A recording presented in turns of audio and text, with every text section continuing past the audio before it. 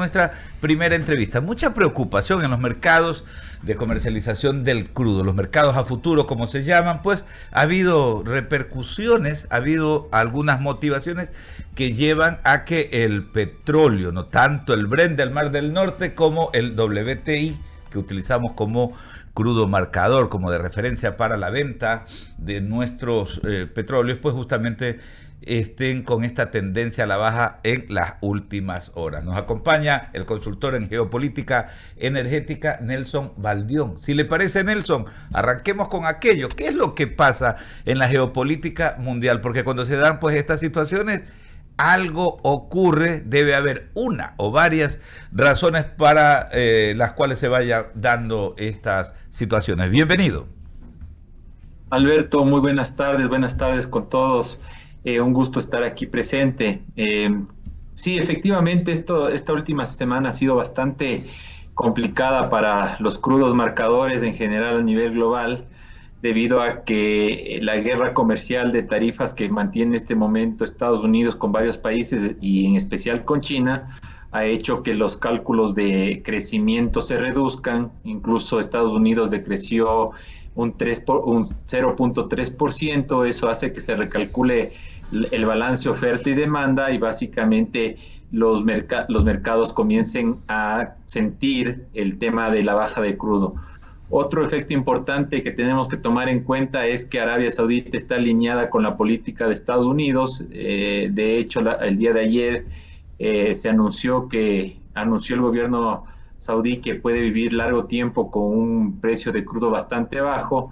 Eso significa que podría estar apoyando la política del presidente Trump de llegar al crudo marcador que necesitan para volverse competitivos, que es $50 por barril, y eso haría que en las próximas semanas estemos viendo, a pesar de este decrecimiento que se está dando, un barril WTI de $50. Oiga, Nelson, y mucha gente que nos escucha, que nos sigue, dirán, pero bueno, ¿y eso qué nos interesa acá en el Ecuador? Algunos dirán, ¿no? Vale la pena justamente explicarles a aquellos, ¿no? Porque justamente incluso hoy mencionábamos en la mañana, en la emisión matinal, pues que a veces pues cuando observamos las cifras, cómo se ubican, por ejemplo, lo que se ha comercializado hoy a futuro para junio, por ejemplo, pues ahí hay que irle colocando incluso lo que llamamos el castigo, ¿no? Porque nuestro crudo, el Napo y el Oriente, son bastante pesados, o sea, encima de aquel precio tenemos que ir reduciendo. Sería importante que nos ayude para que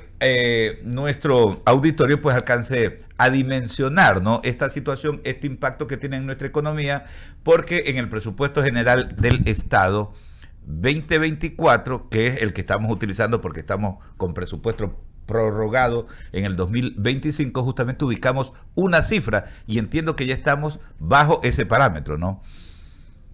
Efectivamente, la cifra que se colocó fue de $67 del barril de crudo para el presupuesto general del Estado. Este momento, si el crudo marcador está aproximadamente en unos $56 que ha venido fluctuando hoy en día, menos un castigo de casi $13, se está recibiendo aproximadamente mucho menos de lo que se presupuestó. Estoy calculando entre unos $47 por barril. No se diga peor aún si es que se da el barril de 50, eso haría que se reciba casi el 50% menos de lo que se presupuestó. Entonces esto afectaría mucho el castigado efecto fiscal que tiene el Ecuador, de lo que se debía a unos $5.000 millones que se tiene que conseguir de financiamiento. Yo calculo que esto le podría estar impactando al Ecuador en unos $2.500 millones de extras Adicional. de buscar financiamiento, y aparte de eso tendrían que estar viendo de dónde se sacan los $2.000 millones que se tiene que pagar a Chevron. Entonces, en ese contexto implica mucho a la comunidad involucrarse, ya que lastimosamente el gobierno, ante la falta de ingresos que comienza a tener por falta de inversiones, por falta de incremento de producción petrolera, por no delegar bloques como el de Sacha, pues simplemente yo pienso que tendrían que hacer una reforma tributaria donde se tenga que aumentar impuestos. Hablamos entonces de temas, ¿no? A 23 días de iniciar un nuevo periodo de gobierno, hablamos de estos asuntos que afectan la economía y el erario nacional. Eduardo Mendoza Estrada. Gracias, Alberto. ¿Cómo está, ingeniero? Yo tengo una pregunta específica y es sobre el tema de la crisis mundial energética. Porque Ecuador la tuvo el año pasado y parece que sigue así. Y la inversión que está dándose en renovables, que se dio en algunos países, sobre todo en Europa, con respecto a renovables, parece que al final no terminó siendo tan bueno, aun cuando fue bueno para la naturaleza como tal. Creo yo que, miren lo que sucedió en España, que fue terrible. Cuéntenos, ¿cree usted que debemos de comenzar a pensar de nuevo en combustibles fósiles o en algún tipo, o quizás en energía nuclear, para comenzar a tener más, o sea, muchos más tipos de energía? Porque como le digo, el tema de la energía solar o la energía eólica, al final la necesidad del transformador que le dé potencia a las redes del cableado, para que pueda mediante la transmisión llegar pues, a ser distribuida después la energía, complica. Cuéntenos un poco. Quiero, Eduardo, a la generación joven como usted específicamente, hay que hacerles entender que el petróleo no es el problema. El problema de la contaminación global son el gas CO2. Ese es el verdadero problema. Tuve la fortuna la semana anterior de reunirme con el secretario de Energía de Estados Unidos, Chris Wright, por una amistad que tenemos de MIT. Él fue alumno de MIT y él fue muy claro en el tema de desarrollo de energías. Ellos están perforando y usando el petróleo, justamente sacando el petróleo porque es una economía barata, abundante y que permite justamente meter a Estados Unidos en lo que es la carrera de la digitalización, que es la competencia actual que tiene con China. Ante eso, yo lo único que puedo decir es que si los países grandes se han dedicado justamente a perforar y a sacar crudo, porque del crudo puede sacar incluso geotermia, de los mecheros puede sacar energía utilizando esta energía, pues hay que aprovechar como la avestruz todo lo que tiene, los beneficios que tiene el petróleo. Ante eso, al ser una energía bastante barata, las energías renovables han fallado. Se puede ver públicamente en Internet como empresas como BP han salido justamente ya de estos proyectos solares, eólicos, porque son bastante costosos y altamente contaminantes, porque utilizan mucho mineral y necesitan almacenamiento, baterías de litio en abundancia. Entonces, ante esas circunstancias, pues se ha comenzado nuevamente a retomar el tema de producción y por eso el tema del crudo es una estrategia más geopolítica, el precio, para volverse más competitivos, porque todos ante la guerra de Ucrania se dieron cuenta que el precio del crudo fue tan alto que generó un impacto muy fuerte en las economías que se llama inflación, que en el Ecuador no lo sentimos porque todo está subsidiado, pero luego se siente cuando tienen que subir el IVA para pagar a los importadores de combustibles. Nosotros somos en el Ecuador bastante ineficientes en el manejo energético y eso hace que esos sobrecostos luego se sientan en reformas tributarias. Así que siendo claros ya al punto, las energías renovables no funcionaron como se pensaba y además si la mayor economía del planeta como Estados Unidos se enfoca en drill baby drill, que es perfora, cariño perfora más o menos, pues en ese contexto pues todo el mundo seguirá la tendencia ya que las tecnologías irán al desarrollo para poder perforar más. En el tema de la pregunta sobre la energía nuclear, es una excelente energía, bastante costosa. Los únicos proveedores de uranio refinado son Rusia, se podría decir, pero si en el Ecuador se quiere tener energía nuclear, se tiene que hacerlo de una manera privada, porque imagínense si eso se entrega al Estado, luego pueden haber estas fugas o estas zarigüeyas o estas derrames que terminarán siendo más catastróficos que la misma solución de tener energía en el país. Perfecto, la verdad muy interesante lo que menciona ingeniero Valdeón. Vamos con Pablo Rizo, que tiene más inquietudes. Ingeniero, buenas tardes. Yo tengo una consulta. Ya teniendo una brecha ahorita, ¿no?, sobre el presupuesto fiscal de casi $20 por barril, ya netos castigados. Eso, si bien le entendí, estamos bordeando entre los 2.000 y 4.000 millones de déficit para lo que implica esta brecha, ¿no? Ya, ¿qué hacer?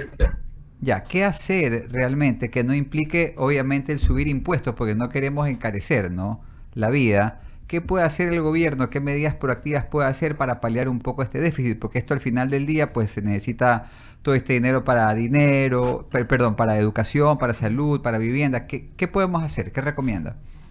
Y sobre todo para seguridad, que es un problema que está viviendo el Ecuador. Mire, yo he sido muy claro en el tema del análisis porque lo veo en proyectos que tenemos en Guyana, en Argentina, en Perú, que están creciendo en desarrollo de producción petrolera. El Ecuador perdió la gran oportunidad por digamos que una inexperiencia o, digamos, varios aspectos que fallan cuando uno es muy joven y no se tiene experiencia. La delegación del bloque Sacha es un ejemplo. El Ecuador, por dejarse llevar de noticias falsas en una campaña que realmente tuvo muchas mentiras más que verdades, perdió casi 10.700 millones de dólares en regalías petroleras, con un pago inicial de 1.500 millones de dólares que hubiera inyectado a la economía nacional y sobre todo hubiera dado la confianza necesaria a inversionistas para llegar a un país con seguridad jurídica. Mi consejo para el Ecuador es que inmediatamente retome las delegaciones de estatal a estatal para asignar campos petroleros, porque si se van por las licitaciones van a demorarse 3 o 4 años, como lo que está pasando este momento con el bloque 16, que hasta ahora no sale y no pueden meterlo dentro del pool de inversiones efectivas en el Ecuador para que haya un flujo de efectivo. Solo le voy a dar un ejemplo. Mire lo que pasa con Sinopec, que era el consorcio con Sinopetrol, justamente era entre China, Canadá y Estados Unidos, porque Estados Unidos tenía la parte de los servicios con Baker Hughes y el back de los 1.500 millones de dólares con Goldman Sachs, que le permitía justamente aliarse para este proyecto. Este momento, Sinopec se fue a Arabia Saudita, uno de los mayores productores de crudo, a invertir 4.000 millones de dólares en otra estatal que es Saudi Aramco. En esta semana, entiendo, el presidente se reunirá con Saudi Aramco y esperemos le dé buenas referencias del Ecuador, porque cuando le diga Aramco quiero invertir en tu país, le van a decir no, porque tengo malas referencias por lo que pasó con Sinopec. Así de chico es el mundo petrolero, y en ese contexto yo le sugiero al gobierno que tiene que llamar inmediatamente al consorcio sino-canadiense para retomar esas conversaciones, dar los 60 días de plazo que tenía en el contrato asignado para que realmente cuando se firme un contrato se pase el dinero. No se puede exigir 1.500 millones de dólares sin firmar un contrato. Y eso le dará la seguridad para que puedan salir más rondas de intracampos, ronda suroriente, bloque amistad, bloque 16, y usted tendrá un pool de 11.500 millones de dólares en inversiones para que no esté la ministra constantemente pidiendo a los organismos multilaterales que le presten dinero para pagar justamente la importación de derivados de combustible. O sea que usted dice que Sacha conlleva una cascada de inversiones, ¿verdad? Efectivamente, si es el campo más grande y a usted le dan lo más grande, simplemente las otras empresas confiarán. Muchas gracias, Nelson. Michelle. Nelson, yo le tengo... ¿Cómo está? Muchísimas gracias por estar con nosotros. Yo le tengo una pregunta incluso hablando de la visita reciente de Noboa a Emiratos Árabes. Evidentemente se fue a Arabia Saudita, si es que no estoy mal con los saudis, o Emiratos Árabes. Emiratos Árabes. Y Emiratos Árabes, evidentemente... tiene pozos petroleros. ¿No será justo por la tecnología que ellos tienen, que están justamente viendo estos nexos con Emiratos Árabes, traer tal vez inversión de Emiratos Árabes acá? Porque en la última semana firmaron un convenio justo para la construcción de una refinería en Santa Elena. Ahora, si es que se trae, aparte, más refinerías, habría la posibilidad de que el petróleo pueda incluso ser mucho más barato, indiferentemente que ya no tengamos subsidios. ¿Se puede hacer eso? ¿No? Bueno, Michelle, muy buenas tardes. Muchas gracias por la pregunta. Mire, una empresa como Saudi Aramco o como ADNOC, que es en Emiratos Árabes, la conozco perfectamente, trabajé en Emiratos, no le interesa a Latinoamérica. El costo de producción es demasiado elevado. En un campo petrolero en Ecuador está aproximadamente en $17 del barril. En Arabia Saudita, en Emiratos, está aproximadamente en $9 en barril. Lo que están interesados los Emiratos es justamente encontrar tierras para producción agrícola y llevar el producto agrícola a esos países. La tecnología que ellos tengan de producción se la proveen las empresas americanas. Repito, Baker Hughes, está Halliburton, Schlumberger, Weatherford. Esas son las major que tienen en servicios petroleros. ya que las estatales son operadoras. En ninguna otra parte del mundo está una Saudi Aramco perforando pozos petroleros. Entonces, no creo que vaya por ese lado. En dado caso, lo más importante para ellos será una seguridad jurídica, si es que en el caso hipotético que vieran el país, y sobre todo tratados internacionales de mediación para proteger sus inversiones, que el Ecuador, la Constitución no lo permite. Entonces, ante ese punto se podrán estar viendo, pero una cosa es lo realizable. Ahora, en el Ecuador se ha anunciado una refinería, y mi pregunta siempre es, ¿para qué más refinería si no tenemos crudo para producir? Ahí viene el tema de qué es el primero, el huevo o la gallina. Primero hay que producir petróleo para poder mandar a las refinerías y poder producir combustible barato. Entonces, el Ecuador, en vez de meterse en este caso es un consorcio privado que ha ofrecido hacer una refinería, eso no sabemos en cuántos años esté, porque no está, el plan no es claro, solo se anunció que va a haber, pero no ha dicho cuánto dinero va a entrar. Lo que hubiera hecho yo como técnico en el sector, hubiera utilizado el incremento de producción petrolera y hubiera hecho el netback. El netback es un mecanismo que se tiene cuando se tiene crudo en excedente, las refinerías ya no abastecen, se manda a otras refinerías y se maquila ese crudo y se devuelve al país de origen en forma de derivado. Eso lo podríamos hacer tranquilamente en Talara, a Perú, en otra refinería, y eso tiene un costo de producción de $17 el barril. Entonces, en ese contexto no se ha hecho nada. Usted puede ver en los números, del Ecuador sigue importando a precios elevados de trader el derivado, porque eso es un buen negocio. El otro año, el año pasado se importaron $8,000 millones en derivados y solo se exportó casi 6,000 millones de crudo por la declinación, incluso por la entrada del cierre del ITT. Esas contradicciones son las que a veces uno las ve desde el punto de vista técnico, y no solo yo, sino los análisis de inversión. El tema de riesgo país está muy anclado justamente al colateral, que es el petróleo que se tiene en los yacimientos, y el riesgo país es bastante elevado. Solo le voy a poner un ejemplo para terminar. Argentina ha tenido que demostrar el incremento de producción acelerado que tiene Vaca Muerta, que le ha permitido este momento, con la proyección futura de venta de gas y petróleo, bajar el riesgo país casi a 600 puntos, si no me equivoco, y conseguir un préstamo de $20,000 millones, cosa que no ha hecho el Ecuador. Gracias, Perfecto. Nelson. Doc, con usted también está aquí con nosotros, está Leonidas Castro para continuar con más de la entrevista. Leonidas, qué gusto tenerlo. ¿Qué tal? Aquí. ¿Cómo está, Eduardo, compañero? Buenas tardes. Sí, Nelson, quería consultarle un poco esta situación de geopolítica, el manejo del precio del petróleo a nivel internacional. También es una especie de, digamos que, presión del gobierno del presidente Trump de Estados Unidos para regular un poco la inflación que puede tener su país con todas las medidas de esta guerra comercial, esta guerra de aranceles con China y con el resto del mundo, para aliviar al momento que baje el precio de la gasolina en Estados Unidos. Con ello regula también su inflación, pero nos perjudica a países como el Ecuador. Y también en la parte de cómo podríamos enfrentar nosotros con una Petroecuador que ha sido deficitaria, que es una empresa estatal realmente que no es, digamos que productiva para el Ecuador en un 100%.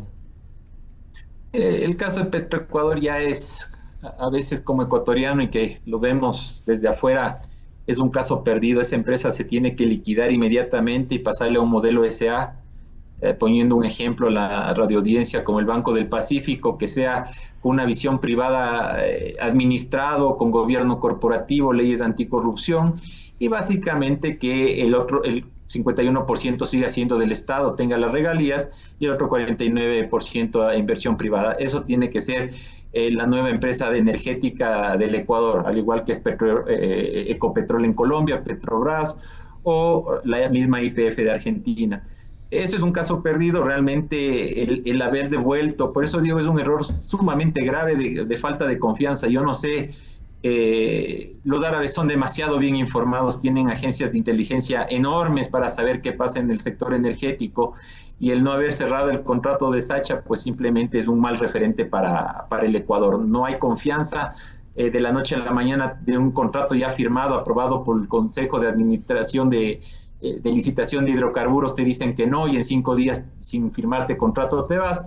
Eso ya se conoce a nivel global, y por eso no hay un interés. Por eso mi consejo es volverles a llamar, decirles que están con el tiempo necesario y se retome esa negociación para que el resto puedan confiar nuevamente en la palabra, no del presidente, del gobierno por algo que ya fue aprobado.